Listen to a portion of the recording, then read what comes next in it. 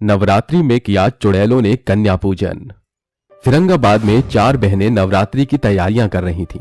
देखो ना दीदी, कितना अच्छा मौका है। अभी कुछ दिनों के बाद नवरात्रि है और हम चारों साथ हैं। हाँ, क्योंकि हम चारों के पति ही काम से गए हुए हैं, तो ये नवरात्रि हम साथ मनाएंगे। सच में इस बार की नवरात्रि तो हम चारों बहनें बिल्कुल इसी तरह मनाएंगे जैसे शादी से पहले मनाते थे। हाँ, और अच्छे अच्छे भोग बनाकर कन्या पूजन भी करेंगे। चारों बहनें एक साथ बहुत खुश थीं। धीरे धीरे नवरात्रि का दिन भी आ गया और चारों बहनों ने विधिवत रूप से व्रत रखने शुरू कर दिए। ये दिन भी बार बार नहीं आते हैं। देखो तो जरा, आज तो सूरज की रोशनी भी अलग सी ही चमक है। आज नवरात्रि है ना, और कहते हैं कि देवी माँ अपने भक्तों की परीक्षा लेने स्वयं धरती पर पधारती है। अगर ऐसा है तो काश माता रानी हमें भी अपने दर्शन दे जाएं। चारों बहनों के व्रत विधिवत रूप से चल रहे थे। अब नवरात्रि का 8वां दिन था। अरे आज नवरात्रि को 8 दिन हो गए। चलो बहनों, कल के कन्या पूजन की तैयारी का सामान ले आते हैं। अभी चलेंगे? मैं जरा पहले दुर्गा माँ को भोग लगा दूं। रवीना दुर्गा माँ को भोग लगाकर अपनी बहनों के साथ बाजार चली जाती है। वो चारों कन्या पूजन का सामान लेकर लौट ही रही थी कि तभी उर्मिला एक हलवाई की दुकान पर रुकती है। दीदी, थोड़े से लड्डू भी ले लेते हैं, कन्याओं की थाली में रख देंगे, माँ दुर्गा भी खुश हो जाएंगी। अच्छा ठीक है, ले ले। चारों बहनें घर लौट ही रही थीं कि तभी आते आते उनकी एक ट्रक से टक्कर हो जाती है और वो चारों वहीं मर जाती हैं और चुड़ैलों में बदल जाती हैं। चुड़ैलें अपने घर आ जाती हैं। हमने सारी विधियां करके अपने नवरात्रि के व्रत रखे और बदले में हमें क्या मिला? मौत। अरे हमारी तो अंतिम इच्छा भी पूरी नहीं हो पाई। वैसे कहा जाता है कि जो होता है अच्छे के लिए ही होता है, और हो भी तो सकता है कि हमारे साथ जो हुआ उसमें दुर्गा माँ की क्या रास लीला हो। हाँ, आपने सही कहा। हमें अपनी हिम्मत नहीं हारनी चाहिए।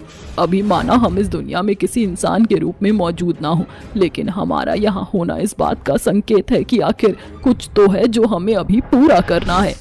लेकिन हमारी अंतिम इच्छा तो बस कन्या पूजन करना है, और अब हमारे घर पर कौन कन्या पूजन के लिए आएंगी? हम तो माँ का भोग भी नहीं लगा सकते। दुर्गा माँ को न जाने हमारी कौन सी अदा आ जाए, तो हमें हिम्मत नहीं हारनी चाहिए। अभी कन्या पूजन में 1 दिन बाकी है। चलो बहनों, हम अपनी माँ को मना ही लेंगे। चारों चुड़ैल हाथ जोड़कर सच्चे मन से माँ दुर्गा का ध्यान करने लग जाती हैं। अगली सुबह नवरात्रि की महापूजा के दिन चुड़ैलों के दरवाजे पर दस्तक हुई। कौन है? अरे बेटा, 4 रातों से भूखी हूँ, मुझे गरीब पर थोड़ी कृपा करो, कुछ खाने को दो। उर्मिला अपने इंसानी रूप में आकर दरवाजा खोलती है और बूढ़ी औरत की बात सुनकर अपनी बहनों की तरफ देखती है। आप अंदर आ जाइए। तुम्हारा शुक्रिया। चुड़ैलों के पास खाने पीने का ज्यादा सामान नहीं बचा था। वो थोड़े ही सामान में से ही उस बूढ़ी औरत को खाना खिलाती है। ये लीजिए अम्मा जी, ज्यादा कुछ तो नहीं है, बस ये थोड़े से खील और चने हैं, आप इन्हें ही खा लीजिए। बूढ़ी औरत थोड़ा मुस्कुराती है और फिर खील चने खाकर वहाँ से चली जाती है। दरअसल वो देवी माँ थी जो बूढ़ी औरत के रूप में उन चारों चुड़ैलों की परीक्षा लेने आई थी। माँ दुर्गा चुड़ैलों की भक्ति और अच्छाई से प्रसन्न हो जाती है। अब तो कन्या पूजन करने के लिए घर में राशन का बस थोड़ा ही सामान बचा है। उस सामान को बचाकर भी क्या ही होगा, वैसे भी पूरा गांव यही जानता है कि हम मर चुके हैं। कोई फायदा नहीं है, हमारा कोशिश करना बेकार है, कोई भी हमारे घर नहीं आने वाला। चुड़ैलें आपस में बात कर ही रही थी कि तभी अचानक एक आदमी चुड़ैलों के घर का दरवाजा खटखटाता है। चुड़ैलें इंसानी रूप में आकर दरवाजा खोलती हैं। कहिए। अरे बहन, मुझे तुमसे जरा एक छोटी सी मदद चाहिए थी। आज नवरात्रि का आखिरी दिन है, कृपया मना मत करना। आप बताइए तो सही।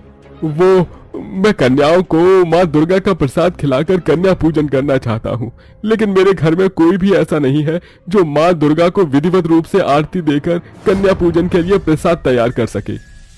आदमी की बात सुनकर चारों चुड़ैल बहनों के कान खड़े हो जाते हैं। आप कहना क्या चाहते हैं, हमें ठीक से बताइए। यही कि अगर आप मेरे लिए कन्या पूजन के लिए प्रसाद तैयार करके दुर्गा माँ और कन्याओं को प्रसाद दे दो तो मैं आपका बहुत आभारी रहूंगा। हम ऐसा करने को तैयार हैं, लेकिन हमारे घर में बस थोड़े से खील चनों के सिवा और कुछ भी नहीं। उसकी चिंता आप मत करो, अगर आप ऐसा करने को तैयार हो तो मैं राशन की बोरियां अभी भिजवा देता हूँ। हम तैयार हैं। वो आदमी मेवा, चावल, दाल, आटा और भी बहुत सारा राशन का सामान चुड़ैलों के घर में रखवा देता है। आप अब कन्या पूजन कर सकती हो, मुझे थोड़ा काम है, मैं चलता हूँ। वो आदमी वहाँ से कुछ दूरी पर जाकर गायब हो जाता है। चुड़ैलें माँ दुर्गा का प्रसाद तैयार करने में लग जाती हैं। किसको पता था कि ऐसा हो जाएगा। माँ की हम पर कृपा दृष्टि है। हाँ, अब हम अच्छे से अच्छा भोग बनाकर अपनी माँ को लगाएंगे और कन्या पूजन भी करेंगे। लेकिन कौन हमारे घर आएगा? सारे गांव की नजरों में हम मर चुके हैं। जैसे ये राशन आया है उसी तरह माँ किसी को तो हमारी पूजा संपन्न करने के लिए भेजेंगी ही। चुड़ैलें पूरे मन से अच्छे अच्छे पकवान तैयार करती हैं और माँ दुर्गा को भोग भी लगाती हैं कि तभी 9 भिखारी लड़कियां उनका दरवाजा खटखटाती हैं। दीदी दीदी, कुछ खाने को दो ना, बड़ी भूख लगी है। अरे तुम सब कौन हो? हम सभी बहनें हैं, सुबह से कुछ नहीं खाया, कुछ खाने को दो ना। अरे बच्चों आओ, अंदर आओ, तुम्हारे लिए ही ये सब कुछ बनाया है। आओ और जितना मर्जी खाकर जाओ। सभी बच्चे अंदर चले जाते हैं। वो 9 लड़कियों के रूप में देवियां चुड़ैलों के कन्या पूजन की इच्छा पूरी करने के लिए आई थी। रीना उनकी गिनती करती है। अरे वाह, तुम तो पूरी 9 बहनें हो।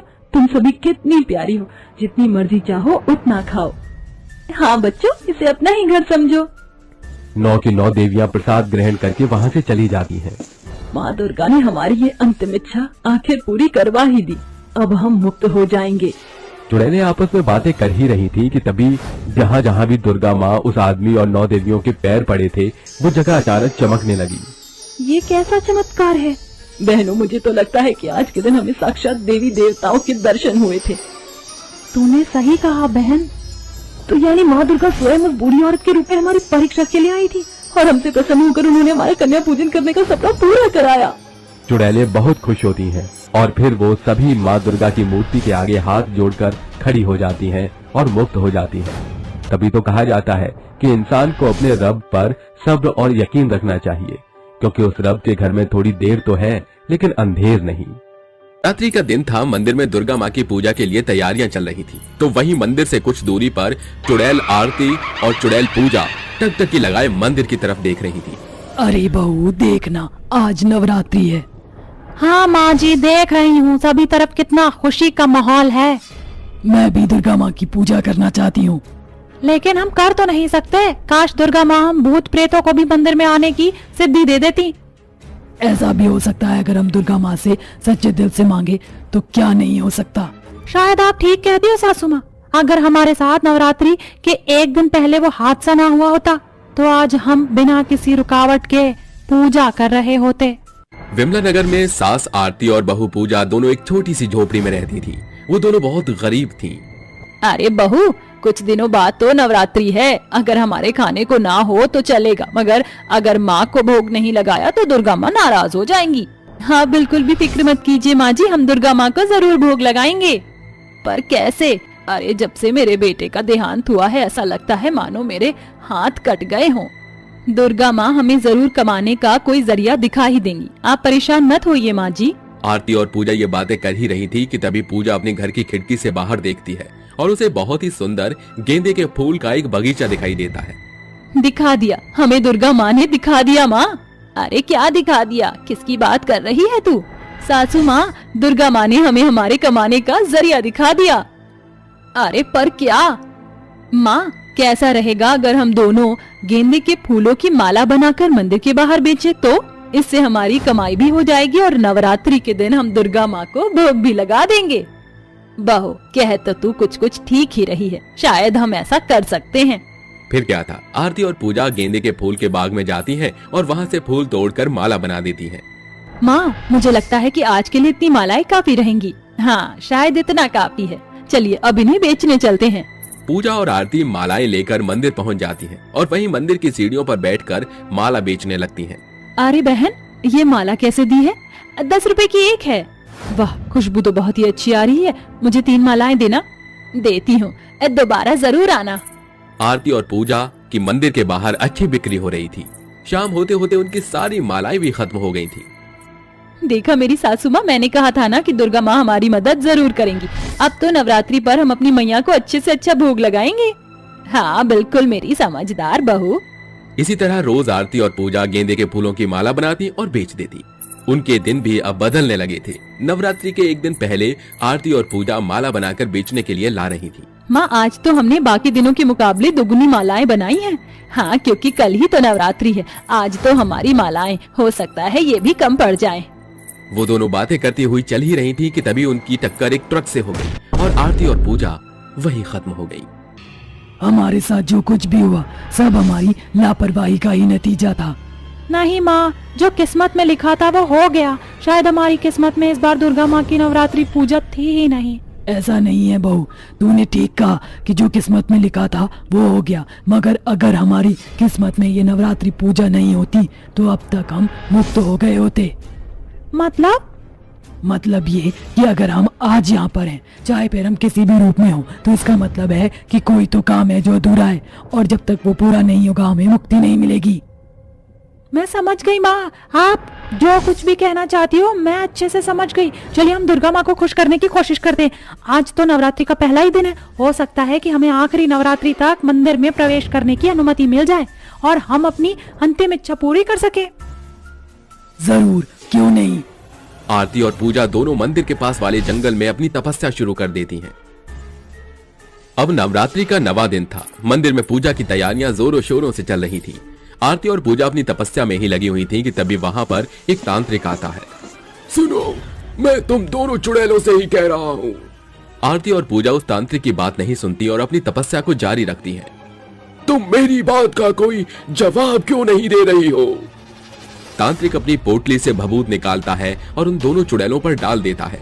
भभूत जैसे ही चुड़ैलों के शरीर को छूती है वो दोनों ही जमीन पर गिर जाती हैं। किसने किया ये? किसने हमारी तपस्या को भंग किया? जिसने भी किया है मैं उसे नहीं छोड़ूंगी। मैंने किया है ये। तुम दोनों कौन हो और यहाँ मंदिर के पीछे इस पवित्र जंगल में क्या कर रही हो? हमें माफ करना तांत्रिक बाबा, हम चुड़ैल हैं। वो तो मुझे दिख भी रहा है कि तुम दोनों चुड़ैल हो, लेकिन तुम यहाँ क्या करने आई हो? चली जाओ दोनों यहाँ से, वरना। देख तांत्रिक, तू गलत समझ रहा है। हम यहाँ किसी को कोई नुकसान पहुँचाने नहीं आए। हाँ माँ सही कह रही है। तो फिर क्यों आई हो? वो हम। पूजा तांत्रिक को अपनी साथ घटी पूरी दुर्घटना के बारे में बता देती है। और हमारी अंतिम इच्छा तो बस ये है कि हम दुर्गा माँ की पूजा में शामिल हों, और इससे ज्यादा हमें किसी से कुछ भी नहीं चाहिए। जब हमारी अंतिम इच्छा पूरी हो जाएगी तो हम खुद ही यहाँ से चले जाएंगे। मैं तुम दोनों की बात समझ गया।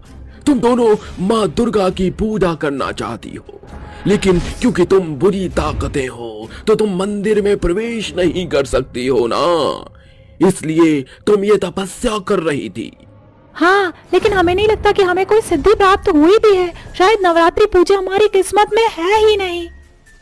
ऐसा नहीं है, शायद दुर्गा माँ ने मुझे यहाँ तुम दोनों के लिए ही भेजा है। तुम चाहो तो तुम पूजा कर सकती हो। सच? हाँ बिल्कुल, लेकिन वादा करो कि पूजा में तुम किसी भी इंसान को कोई नुकसान नहीं पहुंचाओगी और पूजा के बाद यहाँ से बहुत दूर चली जाओगी। हम वादा करते हैं हम ऐसा कुछ भी नहीं करेंगे। पूजा के बाद तुरंत हम यहाँ से बहुत दूर चले जाएंगे। तो लो, जी लो ये आखिरी पल। तांत्रिक बाबा गंगा का पवित्र जल चुड़ैलों पर छिड़क देते हैं। जल डालते ही वो दोनों चमकने लगती हैं और अपने इंसानी रूप में आ जाती हैं। माँ, हम फिर से इंसान बन गए। हाँ बहू। अब जल्दी जाओ, पूजा शुरू होने ही वाली है। दोनों चुड़ैलें अब मंदिर में प्रवेश कर जाती हैं। वो दोनों खुशी खुशी पूजा करती हैं और दुर्गा माँ को भोग भी लगाती हैं। पूजा खत्म होने के बाद वो दोनों वापस जंगल में आ जाती हैं। अब तो तुम्हारी अंतिम इच्छा पूरी हो गई ना? बिल्कुल, अब हमें और कुछ नहीं चाहिए। आपका बहुत बहुत शुक्रिया बाबा, अब आप हमें मुक्त कर दीजिए। अब हम इस दुनिया में और नहीं रहना चाहते। तांत्रिक दोनों चुड़ैलों पर एक मंत्र पढ़कर फूंकता है और अचानक मंत्र फूंकते ही वो दोनों गायब हो जाती हैं। चुड़ैलों को अब उनकी अंतिम इच्छा पूरी होने के बाद मुक्ति मिल गई थी और सब कुछ ठीक हो गया। धरती पर तो आपने रमजान को देखा होगा, पर क्या कभी भूतों और चुड़ैलों की दुनिया में रमजान मनाते हुए देखा है? अगर नहीं तो जानने के लिए कहानी में आगे बढ़ते हैं, जहां इस दुनिया को चलाने वाला भूतिया लोक का बादशाह दाऊद सुर था। रमजान आने को था, ऐसे में वह अपने भूतिया लोक के सभी अच्छे बुरे नर्क में रहने वाले भूत और चुड़ैलों को एकत्रित करके कहता है, क्या तुम सबको पता है मैंने तुम्हें क्यों बुलाया है? नहीं महाराज, आप बताइए हमें किस आसार के लिए इकट्ठा किया है? तुम जानते हो कल से रमजान शुरू है, इसलिए मैं कुछ लोगों को सुधरने का मौका देना चाहता हूँ। और कुछ ऐसे भी लोग हैं जो नरक लोक में रहते थे, बहुत ही बेअदब, बेतहजीब, खुदा तराश थे। लेकिन वो अब बिल्कुल सुधर गए हैं और मैं उनसे बहुत खुश हूँ। मैं चाहता हूँ नरक लोक के भूत और चुड़ैल स्वर्ग लोक में जाने का मौका पाए इस रमजान ईद में। इसलिए मैंने तय किया है आशिया चुड़ैल, रसिका चुड़ैल, भूतिया यूसुफ, भूतिया इब्राहिम, तुम चारों बदल चुके हो, पहले बहुत ही बदतर थे। इसलिए मैं तुम्हें मौका दे रहा हूँ कि हमारे भूतिया लोक के नरक लोक में जितने भी भूत और चुड़ैल हैं जो अल्लाह को दिल से नहीं अपनाते, गलत व्यवहार रखते हैं, उनकी सही से इबादत नहीं करते, झूठ बोलते हैं, उन सब पर तुम नजर रखो। और आशिया चुड़ैल और भूतिया इब्राहिम, तुम धरती लोक पर जो लोग ऐसे करते हैं उन पर नजर रखोगे और नरक लोक में डाल दोगे। महाराज, आपने हमें नरक लोक से रिहा कर दिया और हमें ये बेहतरीन मौका दिया है कि हम लोगों को सही राह पर लेकर आए, उनको अल्लाह की इबादत करवाएं। इसके लिए आपका बहुत बहुत शुक्रिया महाराज दाऊद। महाराज, आपने हमें नरक लोक से रिहा कर दिया और हमें ये बेहतरीन मौका दिया कि हम लोगों को सही राह पर लेकर आए, उनका अल्लाह की इबादत कराएं। उसके लिए आपका बहुत बहुत शुक्रिया महाराज। ठीक है महाराज, हम आपको विश्वास दिलाते हैं अपने कर्तव्य का पूरा पालन करेंगे। हाँ महाराज दाऊद, आपको अपने भूतिया लोक में इस बार रमजान में कुछ अलग ही मजा आएगा। तुम्हारी ये बातें सुनकर मैं बहुत खुश हूँ। अब जाओ अपने काम पर लगो। ये कहकर चारों भूत और चुड़ैल वहाँ से गायब हो जाते हैं। दो भूत और चुड़ैल अपने नरक लोक के जेल में चले जाते हैं और दो भूत और चुड़ैल धरती लोक पर पहुँच जाते हैं। जैसे ही रसिका और यूसुफ भूत और चुड़ैल नरक लोक की जेल की ओर बढ़ते हैं तो देखते हैं कुछ भूत और चुड़ैल जानवरों की तरह चीख रहे हैं, चिल्ला रहे हैं, सलाखों के बीच से निकलने की कोशिश कर रहे हैं। तो एक भूत एक चुड़ैल को मार रहा था। वहीं दूसरी ओर नासिर नाम का भूत अल्लाह की इबादत करने से भूतिया हुसैन को रोक रहा था। ये देखकर रसिका गुस्से से कहती है, तुम्हारी हिम्मत कैसे हुई हुसैन को रोकने की कि वो अल्लाह की इबादत ना करे? जैसे होती है वैसे मैं इसे अल्लाह की इबादत करके स्वर्ग लोक में नहीं जाने दूंगा। इसे तो नरक लोक में भी बुरी सजा मिलेगी, बुरी सजा। ऐसी बात है तो तुम्हें इसी नरक लोक में जहन्नुम का रास्ता दिखाने में मुझे एक सेकंड भी नहीं लगेगा। रुको। डरता नहीं हूँ तुमसे। ये सुनकर रसिका चुड़ैल उसकी गर्दन पकड़कर घसीटते हुए लावे की खाई की ओर ले आती है और कहती है, ये देख, मौत का कुआं या लावे की खाई। अब कह सकता है डर तो तुझे अब लगेगा जब मैं तुझे इसमें फेंक दूंगी, क्योंकि नरक लोक से भी ज्यादा बुरी सजा तो ये है। नहीं नहीं, मुझे यहाँ मत फेंको। ना तो तू अल्लाह की इबादत करेगा, न रमजान का खौफ करेगा, न दूसरों को करने देता, इसलिए तुझे मर जाना ही होगा। ये कहते ही रसिका चुड़ैल उसे लावे की खाई में फेंक देती है। वहीं दूसरी ओर भूतिया यूसुफ दूसरे भूतों को सबक सिखाता है जो कि एक चुड़ैल को मार रहा था। अरे तेरी हिम्मत कैसे हुई एक चुड़ैल पर हाथ उठाने की? तुम्हारा क्या होगा जानता है ना, रमजान के पाक महीने में ऐसा कुछ नहीं करते। इससे या तो माफी मांगकर रमजान के महीने में खुद को सुधार ले, वरना हम तुझे भी मार देंगे। नहीं नहीं, ऐसा मत करो। मैं अपनी पत्नी से माफी मांगता हूँ। शाजिया, मुझे माफ कर दो। मैंने तुम्हारे ऊपर बहुत अत्याचार किया है, लेकिन अब रमजान में तुम्हारे साथ रोजा रखूंगा। ये सुनकर शाजिया शोएब के गले लग जाती है। फिर दोनों रमजान के रोजा रखते हैं। इस तरह रसिका चुड़ैल और भूतिया यूसुफ मिलकर नरकलोक के भूत और चुड़ैलों को सुधार रहे थे, उन्हें दाऊद के सामने पेश करके सजा दे रहे थे और खुद भी। वहीं दूसरी ओर आशिया, अब्राहम, भूत और चुड़ैल धरती लोक पर सबक सिखा रहे थे। रमजान के पाक महीने में शाहरुख ने रोजा नहीं रखा। एक दिन वो अपने दोस्तों को घर बुलाता है, जहाँ मेज पर स्वादिष्ट मांसाहारी दांतों से काट कर खा रहा था और कहता है, अरे अरे आओ आओ, तुम चारों मेरे साथ ये love you chicken tikka, chicken kebab, leg piece खाओ, अरे मजा आ जाएगा। अरे शाहरुख, तू पागल है क्या? रमजान के पाक महीने में हमने रोजा रखा है, तू तो हमारे सामने गोश्त खा रहा है और हमारा रोजा छुड़वाना चाहता है। तुझे शर्म नहीं आती? अल्लाह तुझे माफ नहीं करेगा। अरे अरे, कुछ नहीं रखा इस रमजान में। हाँ, खाओ पियो मौज करो। वैसे भी अल्लाह हमारे कामों की सजा हमें दे देते हैं। चल आकर खा। शाहरुख जबरदस्ती अपने दोस्त अब्दुल को मांसाहारी पीस खिला रहा था। इतने में वहाँ इब्राहिम, भूत और चुड़ैल आशिया आकर उसकी गर्दन पकड़कर पटक पटक कर मारते हैं और कहते हैं, तूने एक पाक महीने में बहुत बड़ा गुनाह किया है, अल्लाह तुझे माफ नहीं करेगा और हम तुझे छोड़ेंगे नहीं। अरे शर्म नहीं आती तुझे किसी का रोजा खराब करवाते हुए? अब तुझे नरक लोक जाने से कोई नहीं रोक सकता। तभी भूतिया अब्राहम उसे नरक लोक की जेल में पटक देता है। फिर चुड़ैल आशिया एक घमंडी सास को उसकी बहू पर अत्याचार करते हुए देखती है। देख बहू, अगर तूने इस पाक महीने में रोजा नहीं रखा तो मैं तुझे घर से बाहर निकाल दूंगी। तुझे रोजा रखना ही होगा हमारे पोते की सलामती के लिए। अम्मी जान, आप ये कैसी बातें कर रही हैं? खुदा का खैर कीजिए, मैं गर्भवती हूँ। आप ऐसे में मुझसे जबरदस्ती रोजे नहीं रखवा सकती। अल्लाह की इबादत दिल से होनी चाहिए और मैं दिल से करती हूँ। मैं रोजा नहीं रख सकती, मैं इस वक्त कमजोर हूँ। बस बुढ़िया, बहुत हुआ। तूने अपनी बहू को इतना परेशान कर लिया कि तेरी एंट्री नरक लोक में हो चुकी है। चुड़ैल, नहीं नहीं, मुझे नरक लोक नहीं जाना। तभी चुड़ैल आशिया उसे नरक लोक की जेल में भूत और चुड़ैलों के साथ बंद कर देती है, जहां वह उसे बहुत तंग करते हैं। ऐसे ही धीरे धीरे चुड़ैल आशिया और इब्राहिम धरती लोक पर रमजान महीने में अल्लाह की इबादत ना करने वाले, झूठ बोलने वाले और लोगों को परेशान करने वालों को नरक लोक की जेल में बंद कर देते हैं और उन्हें सबक सिखाते हैं। वहीं रसिका यूसुफ भी अपना फर्ज निभा रहे थे, जिसकी बदौलत काफी हद तक भूत और चुड़ैल सुधर गए थे। जो सुधर गए थे वो 1 महीने तक रोजा रखते हैं और तीसरे दिन दाऊद के सामने सब एक दूसरे को गले लगाकर रमजान की बधाई देते हैं और कहते हैं, शोएब ये लो मिठाइयाँ सेवइयाँ खाओ, ईद मुबारक हो तुम्हें। तुम्हें भी रमजान के तीसरे दिन की ईद मुबारक हो। तुम भी मेरे हाथ से सेवइयाँ खाओ। अरे मैं भी सुधर गया हूँ, मुझे माफ करना, मैं उस दिन तुम्हारे साथ जबरदस्ती कर रहा था। ये लो प्यार से मेरे हाथ से सेवई खाओ। ईद मुबारक हो। तुम्हें भी भाईजान। अरे वाह वाह, आशिया, इब्राहिम, रसिका, यूसुफ, तुमने अपने सारे भूत और चुड़ैल और इंसानों को भी सुधार दिया। मैं तुमसे बहुत खुश हूँ। तुम सुधरे हुए लोगों के साथ स्वर्ग लोक प्रस्थान कर सकते हो। शुक्रिया दाऊद महाराज, आपको ईद बहुत बहुत मुबारक हो। ऐसे नहीं, गले लगो, आओ। ऐसा कहकर दाऊद अपने भूतिया चेलों से गले लगकर उन्हें ईद मुबारक कहता है और बाकी भूत और चुड़ैल आपस में एक दूसरे को ईद मुबारक करके मीठी सेवई खिलाते हैं। फिर दाऊद अच्छे भूत और चुड़ैल को स्वर्गलोक भेज देता है, इंसानों को वापस घर पर भेज देता है और सब खुशी खुशी रहने लगते हैं।